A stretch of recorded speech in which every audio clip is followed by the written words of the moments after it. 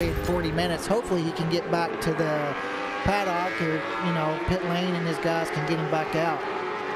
So Josh Herron on that number 2. His body language says that he's pushing early.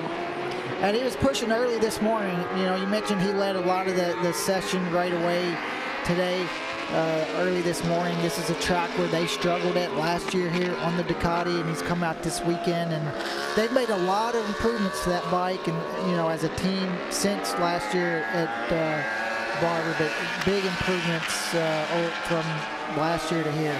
This is his teammate Loris Baz. He talked about the relationship that the two of them have, where they're able to work together and also have fun together and keep it as a relaxed environment. What we saw at Road Atlanta in that opening weekend was these two going back and forth, just like they're doing here. They stayed together every practice and qualifying session. Yeah, Loris was struggling a little bit, and Josh was trying to get him out there when he could and help him get up to speed, and it's just going to help Loris. These guys came here and did a track day, which there's a lot of traffic out there. It's hard to learn too much, but just get out and be able to follow each other, and I think they know if it's helping, and then as the year goes on, it's like, hey, we're kind of hurting each other more than we're helping. But with Loris, he's been to all these tracks before, but it's still different if you haven't been there the previous year.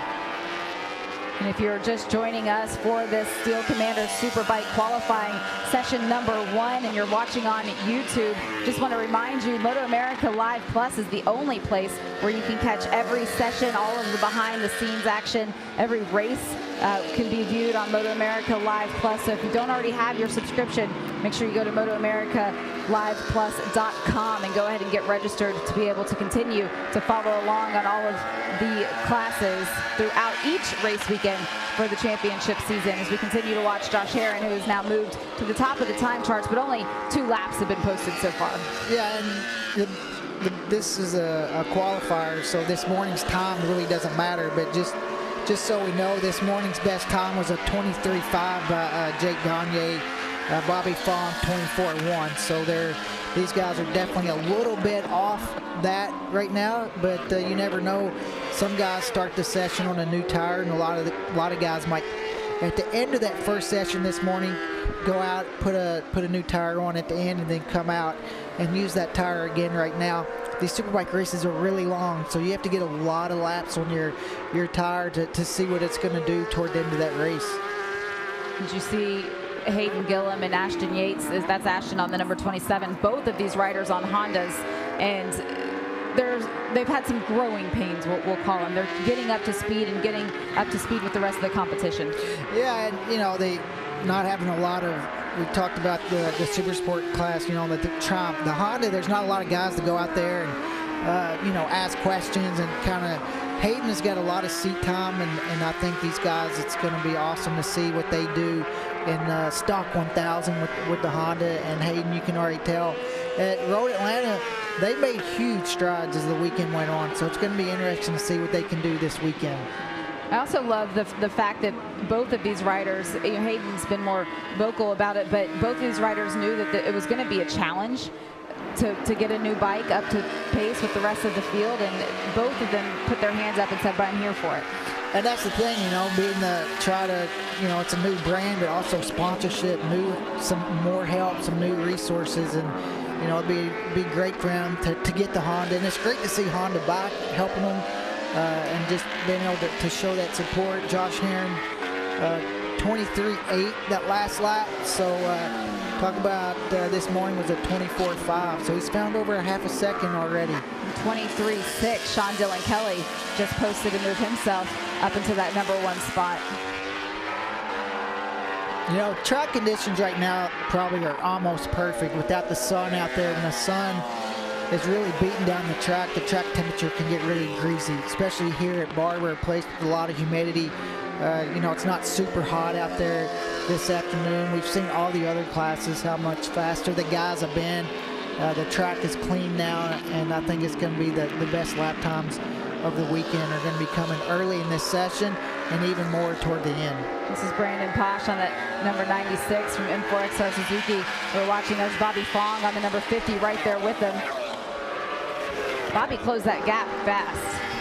Yeah, and Bobby was How impressive was Bobby at Road Atlanta? I mean, they're on the Wrench Racing R1 there. You know, last year they had a lot of, you know, had a bike with a lot of the parts from attack, but this year they're kind of doing their own thing, their own swing arm, their own gas tanks, kind of doing their own, you know, research and development. And it was, see him come out at, you know, Road Atlanta there on the front row and being on the podium one day, but not getting to go up on the podium because they had to start the King of the Baggers race. Yeah, we're looking then at Jake Gagne, who uncustomizingly really this morning wasn't fastest out of the blocks. He isn't fastest so far. But Roger Hayden, you're up there in the box. We had a bit of a chat off camera this morning about the rider that's currently in 4th place, the reigning Supersport champion, Xavi Forés. And I asked you, as we go back to look at Cambodia, being tailed once again by Sean Dillon Kelly, the two former Moto2 riders. But Roger, Xavi Forés, a new challenge for him on that GSXR Suzuki. What do you really think is possible from Xavi Forés? I understand he's going to be on that bike until Richie Escalante is fully fit to return. This is a good opportunity for Xavi Forés, and if we know anything from last year, he's going to throw everything at it. But just how competitive is he going to be on that Suzuki? Well, I think, you know, jumping on a Suzuki, a Superbike that he's never rode for, a team that he hasn't rode for, tires in Superbike class, I think top 5 this weekend would be a good start to the year. And that's the thing, you know, just trying to come out and learn as much as you can this weekend. Almost, he's going to be here till Richie Escalante comes back. Almost use it sort of as a test. That's the thing, he hasn't worked with this crew, and if he can come out here with a couple top 5s, I think that'd be a great finish for him. And you know, just try to get something to grow on and figure out what they need to learn to get better moving forward. You're looking at the screen now. It's Cameron Beaubier on that number 6 and Sean Dillon Kelly right behind him. Look at this. This was just a minute ago, Roger. Yeah, right here in turn 5 there, you can see the flames coming out of, you see both their bikes, you know, both of them on a BMW there, and the engine mapping there going down into the corner, just a little bit of flames. That's not, that corner does that for whatever reason. But you can see Sean Dillon Kelly out there trying to get behind Cam Beaubier, and I think that's smart. You know, both guys on the BMW, and get out there a bike that's different than Sean's, a different team, and try to see what maybe they're doing different. Well, it was Sean Dillon Kelly behind Beaubier, and at that time Beaubier put up his quickest lap, moved him up into the number 1 spot with a 1:23.4. Sean Dillon Kelly improved his time to a 1:23.5 and then got around him. So these two riders are certainly working together and lowering their lap times. Also, you know, for Cam Beaubier to get out behind, you know, besides you know, his teammate last year, they've never really behind another BMW and see what maybe they're doing different. And it's always just trying to learn and see what other guys are doing. You know, a guy like Cam Beaubier probably doesn't want to do a lot of following. He can do the pace by himself, but it never hurts if you can duck in behind somebody every once in a while and just see what maybe they're doing different. But, you know, Cam right now, 23.4, I don't think he's got it all handled. So Xavi Forés sitting on pit lane. I'm assuming that we saw his bike right now, that there were some changes that were being made to it. You got the number 1 on the side of the helmet from winning that Supersport championship here in MotoAmerica last season, but he's losing his track time right now. Losing the track time, and you know, we talked about Xavi here at, you know, his goals. You know he's going to want to do good because, you know, it's not a secret. He wanted to go Superbike racing. He wanted that Superbike ride, and so I think this weekend, and he wanted to, you know, like I said, be here in Superbike. So I feel like he's going to have a lot to try to prove. As he continues to sit on pit lane, I think Michael Hill, have you found him? Yeah, I have found him. He was going to talk to us, and then in the last minute he's made a change and he said, I want to go now. So unfortunately, I'm not going to be able to bring you the first interview from Xavi Forés as a Superbike rider. But what he did say was that he just wants laps, and that was one of the things that he was saying to the team. I just want to do laps. They said they were going to change the tyre. He said, no, we'll just take a breather. He said he would talk to us, and then he went, no, actually, I'm going to go now. So he just wants laps, Roger, which I guess kind of makes sense, doesn't it? He hasn't really ridden this bike other than about half a day at Mid-Ohio. It's a completely alien bike to him, so it does kind of make sense. Get as many laps in the dry, because if it does rain tomorrow, it's going to be like a whole new kettle of fish again. Yeah, and just get the laps and figure the bike out. If he's not fully comfortable yet on the bike, if you make changes, it can be too much. You know, when you do a couple more laps, get, you know, a lot more comfortable, and then come in and start working on making those changes. And, you know, you got to get used to how the electronics work. You got to get, you know, talk about electronics so much, you got to gain confidence in the traction control and all that on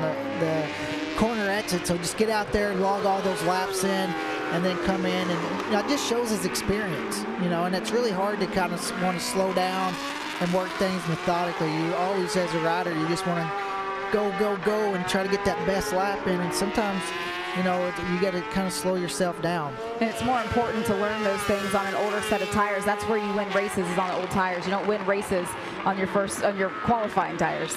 And on a Superbike, new tires can fix a lot, you know, especially when so you're right, you know, the way the tire, get more laps on it, and you know, just try to, it's just hard getting used to like the brakes, and there's just so much stuff for him to learn, and this track is really difficult on a Superbike as well with the elevation. See the 95 there of JD Beach at Tyler Cycles BMW. He had a good race going at Road Atlanta.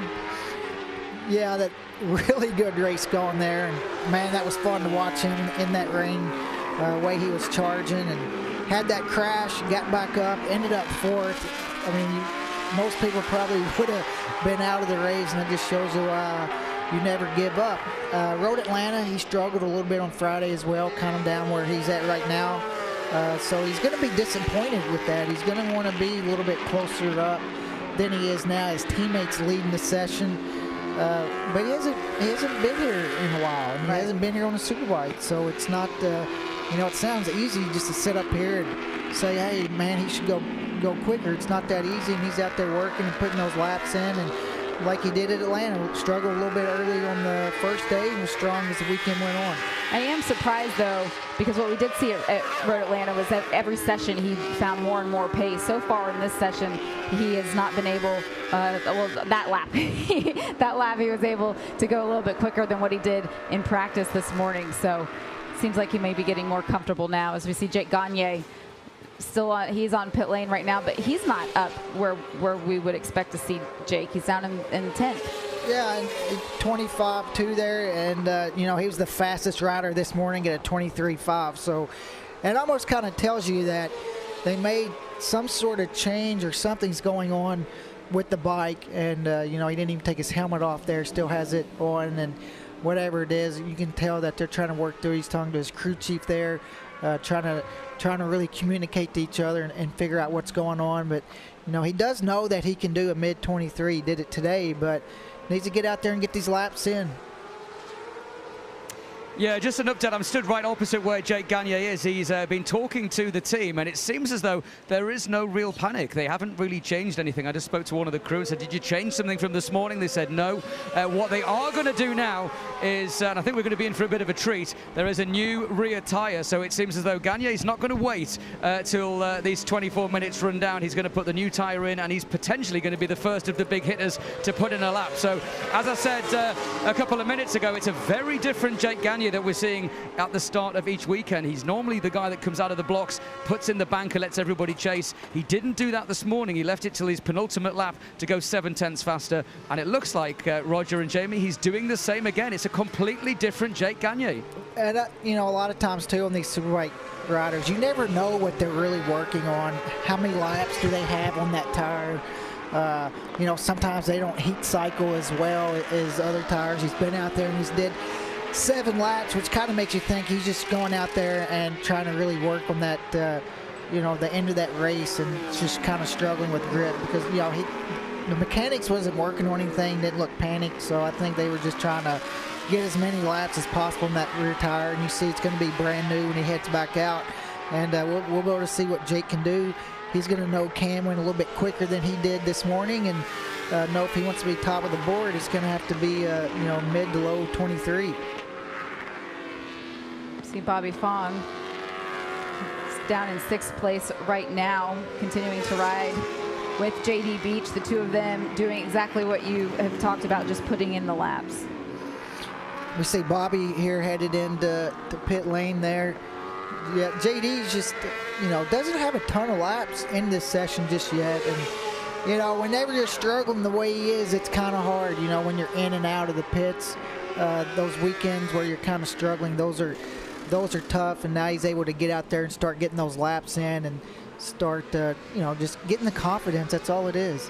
One of the things that Jake said back at Road Atlanta before any of the racing started at Road Atlanta, and we did the preview show with them, he said it's so difficult to come back and defend a championship when everybody around you has improved and everybody has learned. And yes, of course, Attack Performance improved that Yamaha in the off season, and they did the testing and they've put in all of the work as well, but that gap closes and the competition continues to get better and better and better, and he had no idea what to expect for this season. Yeah, and it just, as he does, each year, every team, like the Ducati team, I think, made a huge step last year with Josh Herring winning those races. Coming into this year, Josh has some setup from the previous year. And all these guys, when you have the target on your back, it doesn't matter how many championships you got. Everybody else is really trying to, hunt you down, and it's hard to defend, especially how many titles he has. He knows Beaubier's coming back. A little bit more seat time than he started the year last year, and just knows, it's not easy. It's going to get harder every year, I believe. We just saw Sean Dillon Kelly on that number 40 BMW. He is still in 2nd place, but this is Xavi Flores out on that Suzuki 4M4X Star Suzuki and getting up to speed. He said he just wanted the laps. He just wanted to go out and do the laps, and now he's finally getting them. Yeah, now that he's able to get those laps in and make those changes. Man, he looks really comfortable. I know he's not really up to speed right now, but just on the bike, you can tell he looks like he's really comfortable on it. That's a big thing when you get on a new bike, is getting the handlebars and the foot pegs. As you can see, he's coming in the pits now. He got those laps on it. Now he might try to come in and, talked about the team wanted him to get a new tire the last time he was in. Maybe come in there and get it now and try to get into those 23s with the tire and see what changes on the bike. Looks like there are a lot of riders on pit lane right now. If you look at the leaderboard on the left-hand side of your screen, all of those little yellow P's that are on there, that's everybody that's on pit lane. So with 20 minutes left in this session, looks like we're going to get some new rear tires thrown at it, and we might see some shootouts for the pole.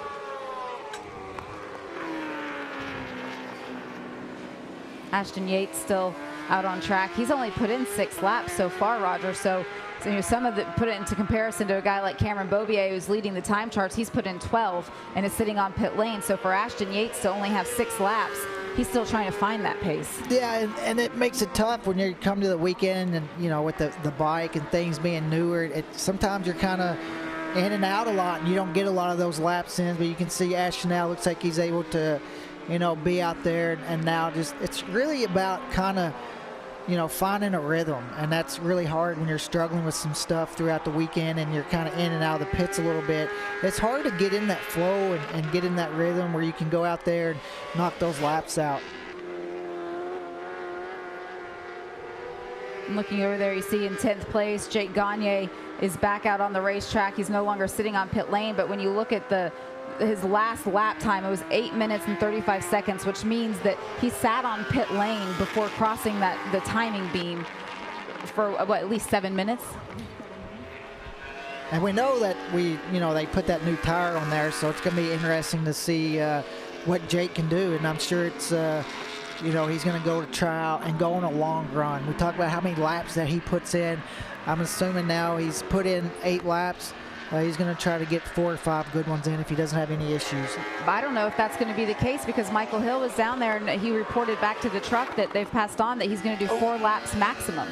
Yeah, and just try to get the segment, Paula. That was cool of Jake. Made the pass a little bit tighter than he wanted and let the guy know, hey, I'm sorry, I didn't mean that. But for him to go out and try to get 4 solid laps in a row and see what he can do. That was Danilo Lewis that he was passing on that number 94.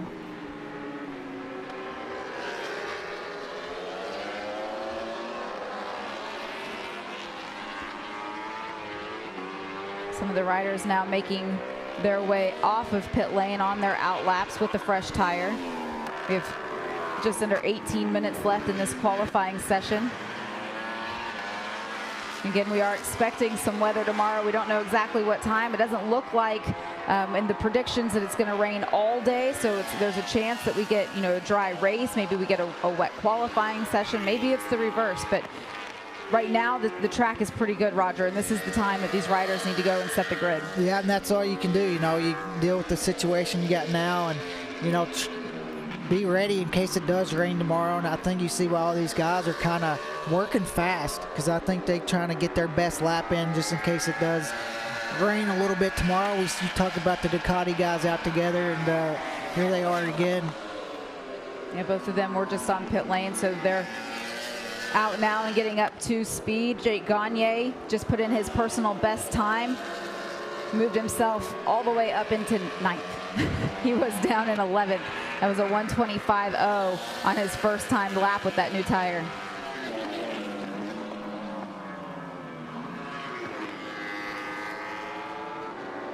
Also the Ducati guys, being so well together and being really good friends, when you do follow each other, you're able to, maybe tell the guy where he was catching you. And, whenever you work well together and looking at each other's data, and, it's just huge benefit for the team and for everybody whenever two teammates really get along. And then you can share information and everybody works really well together. And, for a team, I think that's really going to elevate.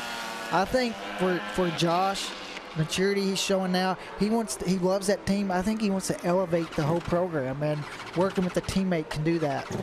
It's SDK, Sean Dillon Kelly now leaving pit lane with the new rear tire, so he can go out and continue to improve his time. But let's go back to Josh real fast, because one of the things that he said in that interview with Michael Hill earlier was that for the 4th time maybe in his career, he really feels like he's at home, like he's comfortable. What difference does that make? It's huge. It really is when you're with the team, and it feels like a family. I know exactly what he's talking about, and you look forward to coming to the track. You love being at the track. It doesn't feel like a job. It doesn't feel like a chore to hang out with your crew, and all that stuff all just rolls into good results and confidence and having fun. And Josh mentions all the time, his best results come when he's having the most fun, and he loves being with the team. They're always smiling and joking, and his results are shown for it. Jake Gagne is back on pit lane, still down in that 9th position. So the plan to only do 4 laps maximum, that was exactly what they did. How they're going to time out the rest of the session, though, that's yet to be seen. You see what Loris Baz. This is the furthest apart that I've seen Loris and Josh Herron in a qualifying session this season. Loris is definitely looking better than he did at Road Atlanta the first day. For him, able to start a weekend a lot further up than he did yesterday, last race, and for him out there getting these laps, and he just looks more comfortable than he did at Road Atlanta, and I think following his teammate helps. And we're going to be able to see toward the end of this session, he's going to be able to, really learn, maybe get out there now with those laps on his own and just kind of focus on his own riding.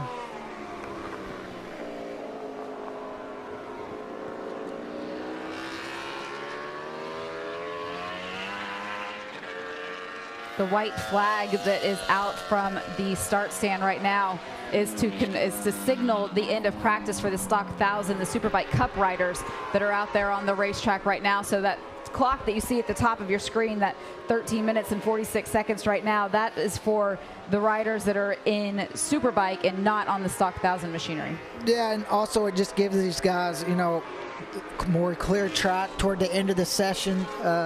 Out there going to be trying to put these really good laps in, and also too, for the Stock 1000, trying to keep things even, and they get enough track time. And I think it's going to be big for these guys as the session goes on. They don't have to worry about as many riders out there on track when they're out there trying to get those good laps in. Some of the riders that are in that Stock 1000, that Superbike Cup, a guy like Bryce Prince on that number 17, that Yamaha, he finds himself in 11th right now, mixed in with the Superbike. So it was a great session for him. Really, I mean, he's only a second and 1.7 seconds off first. I was watching his times. A really impressive performance out of Bryce. It's great to see him back MotoAmerica this year, full time.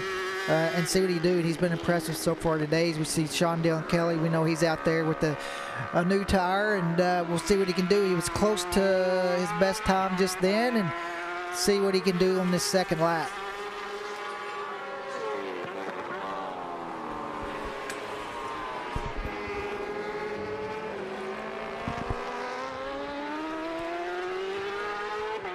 And Sean Dillon Kelly is putting up best sector times. He just had the sector 3 locked down. Sector 2 is the one that is showing red.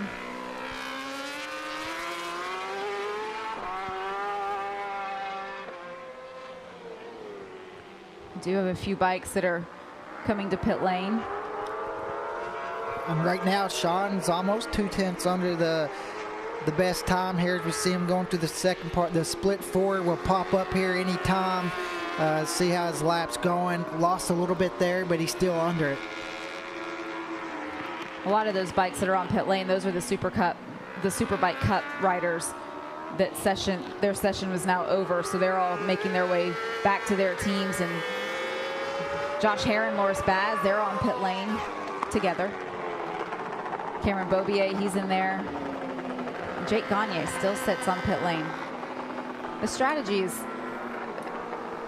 just different. Don't know what's going on. It's something that we haven't seen before. But you know, they have a plan, whether they're working through something or, you know, trying something out. But it's just something that we haven't seen, and not sure really what's going on. We know that Jake this morning did a 23.5, so he's you know, a second and a half off that, so we know he can go a lot quicker than he's at now with whatever is going on or whatever they're working on. And SDK there did a 23.4 his previous lap, a little bit quicker than his best. He wasn't able, and man, that can be really frustrating sometimes when you come in and you do a lap time and you're like, I'm gonna get this new tire, and man, I did a 23.5 on this old one. There's no way I'm not gonna go out and do a low 23, and you go out and you don't go any quicker. And it's like, it's demoralizing sometimes, and a lot of times that is because you go out and you override with that new tire and you start making mistakes and blowing corners. Yeah, interestingly, Roger, as we now look at one of the attack performance Yamahas with Sean Dillon Kelly, I did briefly speak to him during his little pit stop, and he said that the team were actually telling him it's your final sector, sector 4, what you need to work on. You're losing about 2/10, and that was kind of what we just saw on that lap, wasn't it? Really quick sectors, early part of the lap, just losing a little bit towards the end. I guess the good thing, Roger, you're a former rider. From somebody like Sean Dillon Kelly's perspective, if he knows that's what he's got to work on, he can kind of just do his business in sectors 1, 2, and 3 and just start chipping away. But he's got that gap down now to, what is it, 28/100ths of a second. Nothing between him and Cameron Beaubier. It looks like, for me, certainly Sean Dillon Kelly is proving that Road Atlanta was by no means a fluke. Yeah, and that's the big thing is, you know, one sector that knowing, and this is the sector that, even though this is Cam Beaubier, but this is the part of the sector that he's struggling in. It's up over that rise there. The bike really wants to get unsettled, and then this really long right-hander bike changing directions. The Superbike class is just so competitive now. If you're off a little bit in one sector, it really hurts your lap time. But for him, he knows what he needs to work on, and you just go out there and try to get those laps and see if you can improve.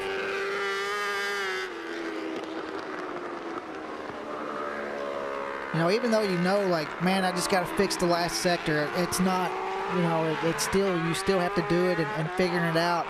That's the hard part. And also fixing that last sector without messing up your first sector of the next lap. Yeah, with, you know, bike setup, that's the thing with all this elevation. It's really hard to, you know, you got to find a setup that not, you know, works not just for the last sector, but the first one as well, and which one is the best for the overall lap time. We see Jake now a little bit quicker there with the 24.7. JD Beach there right behind him. JD not did his best lap, but getting closer down into the 24s.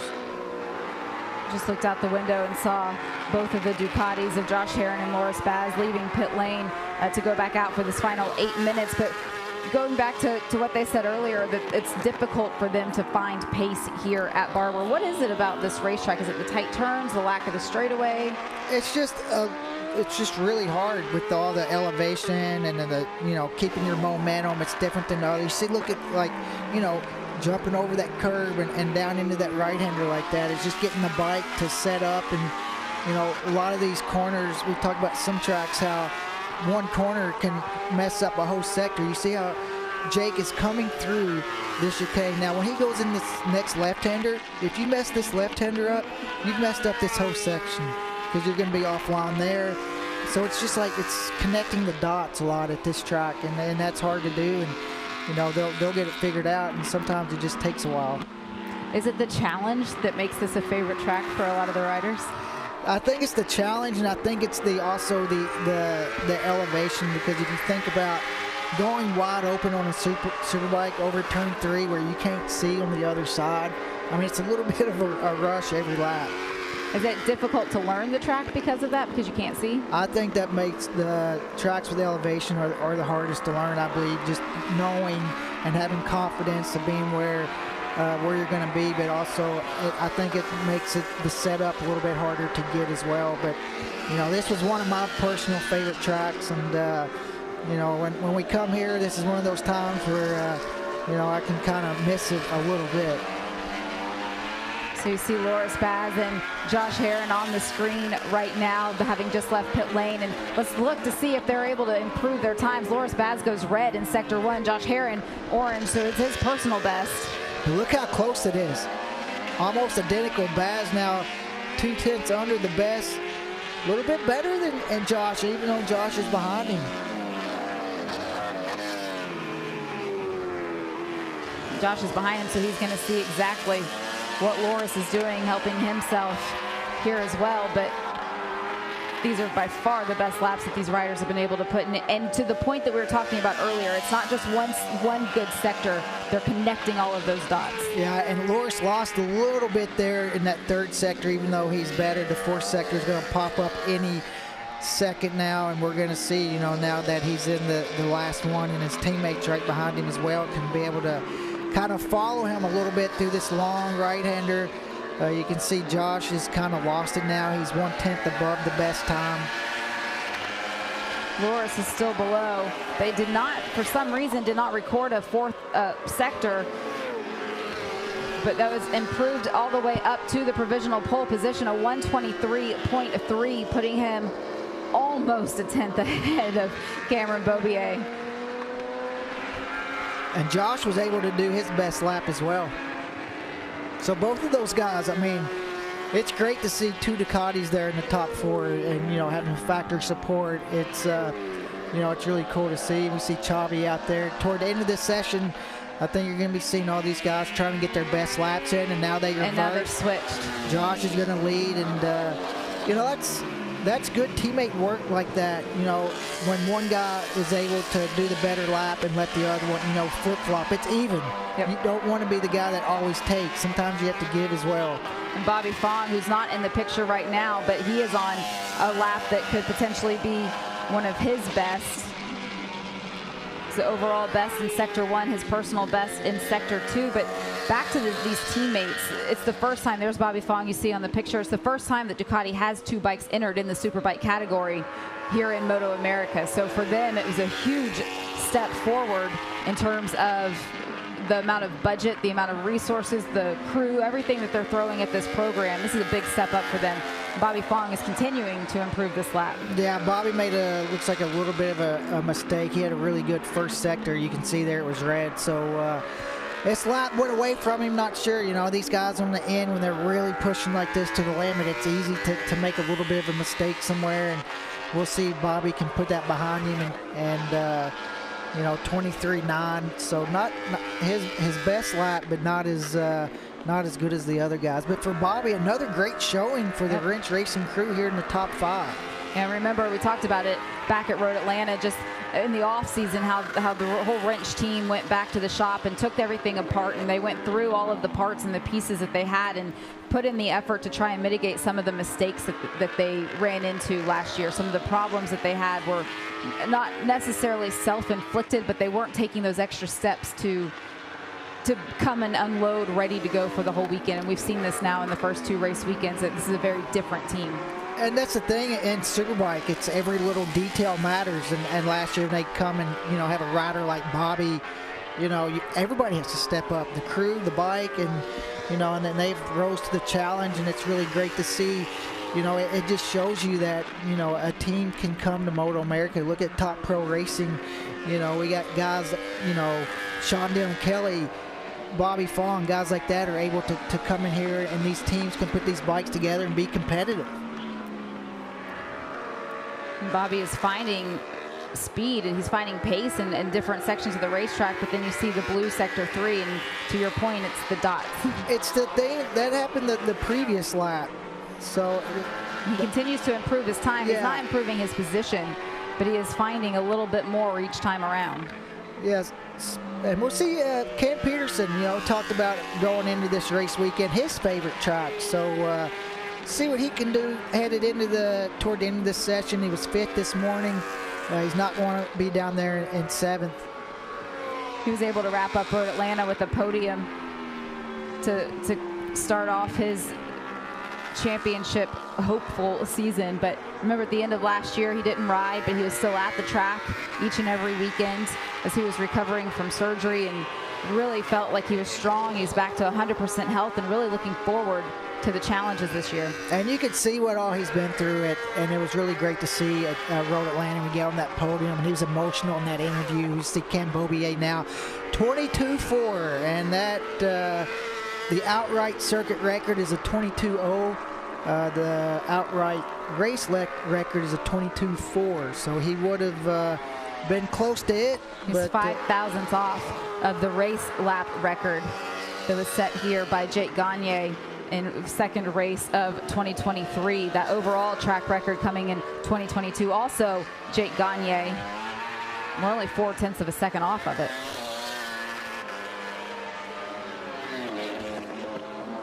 And the biggest thing for him, look at the gap from him to second, 0.8, almost a full second. These other guys will step up. They're going to see it. It's still early to go, but it looks like Cam Beaubier is on another really good lap as well, and see what he can do. He's going to have it's going to be their last lap.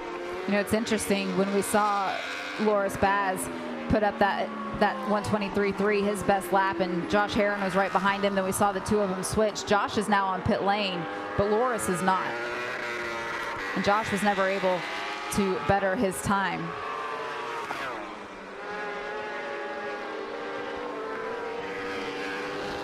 Looks like Cam Peterson got under with a couple seconds if he wants another lap. We see Gagne coming through, moves up to 5th.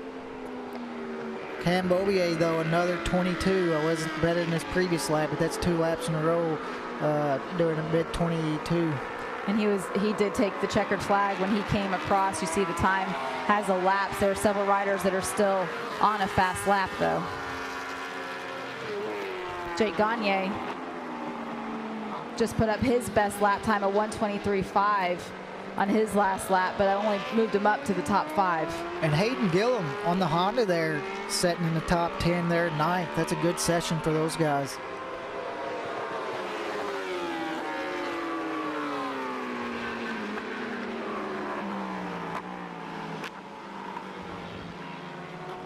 Cameron Beaubier, he didn't race at the end of last season.